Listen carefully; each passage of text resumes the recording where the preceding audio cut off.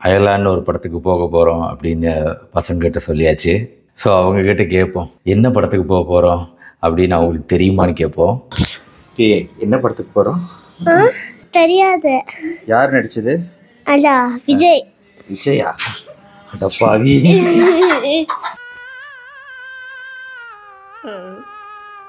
Hi friends, அயலான்னு ஒரு படத்துக்கு போறோம். சிவகார்த்திகேயன். இப்போ நம்ம மூவிக்கு போறோம் இன்னைக்கு. அயலான். யார் நடிச்சது? சிவகார்த்திகேயன். அதுல இருந்து சிவகார்த்திகேயனும் ஏலியனும் நடிச்ச படம்னு தெரியும், அவ்வளவுதான் தெரியும் எனக்கு. அயலான் யார் நடிச்சது? சிவகார்த்திகேயன். எதை பத்தின படம்? ஏலியன். ஐ திங்க் நான் அது ஓகேவா இருக்கும்னு நினைக்கிறேன். அது ஏலியன்ஸ் வந்து லைக் ஏலியன்ஸோட சிவகார்த்திகேயன் ஒரு ஃப்ரெண்ட் ஆகி அவங்களோட லைஃப் எப்படி இருக்கு நானும் சொல்றேன். இந்த ஏலியன்ஸோட சிவகார்த்திகேயனோட லைஃப் எப்படி இருக்குங்கிறத பத்தி தான் சொல்ல போறாங்கன்னு நினைக்கிறேன். அந்த படம் பார்க்கலாம். அயர்லாந்து படம் பார்க்க எல்லாரும் ஃபேமிலியோட வந்தாச்சு. டாய் சே ஹாய்.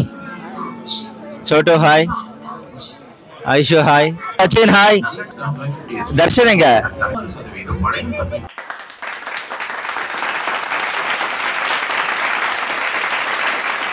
ஃபர்ஸ்ட் ஹாஃப் முடிஞ்சிருக்கு, இன்டர்மிஷன் வந்திருக்கு. மறுபடியும் கேப்போ எப்படி இருக்குன்னு. பெஸ்ட் ரூம் வருது. நல்லா இருந்துச்சு. ஆனா கொஞ்சம் ட்விஸ்ட். நான் அழுவ போயிட்டேன். நல்லா இருந்துச்சு ஆனா கொஞ்சம் சேடா இருந்துச்சு. ஏலியனை புடிச்சிட்டு போகும்போது இனிமே என்ன நடக்க போகுதுன்னு தெரியல. பயங்கரமான ட்விஸ்டா இருந்துச்சு. ஆனா லியோ தீம்டு பாப்கார்ன். சரி, இப்போ படம் எப்படி இருந்துச்சு? நல்லா இருக்கு. ஜோக்கா இருக்கு. நீ நிறைய இங்கிலீஷ் படம் பார்ப்பியே, எப்படி இருக்கு? இங்கிலீஷ் படம் ஹாலிவுட் எல்லாம் நெக்ஸ்ட் லெவல். தமிழ் மூவிஸ் எல்லாம் நல்லா இருக்கு, டிஃப்ரெண்டா இருக்கு. படம் முடிஞ்சிருச்சு, எப்படி இருக்குன்னு கேட்போம். எப்படி இருந்துச்சு படம்? Amazing. Amazing, nice. Lot of twists. I'm very sleepy. What about Alien? Good, I guess. Good, I guess. I actually in the theater. படம் நல்லா இருந்துச்சு. எப்படி இருந்துச்சு படம்? படம் நல்லா இருந்துச்சு. ஸ்டோரி நல்லா இருந்துச்சு. பட் இன்னும் கொஞ்சம் ஃபைட் சீன் இருந்திருக்கலாம். கொஞ்சம் லைட்டாக போர் அடிச்சிச்சு இப்போ. ஏன்னா படம் கொஞ்சம் ரொம்ப லாங்காக இருந்துச்சு. குட்டி ஸ்டோரியை ரொம்ப லாங்காக இழுத்தாங்க, அதனால் கொஞ்சம் போரிங்காக இருந்துச்சு.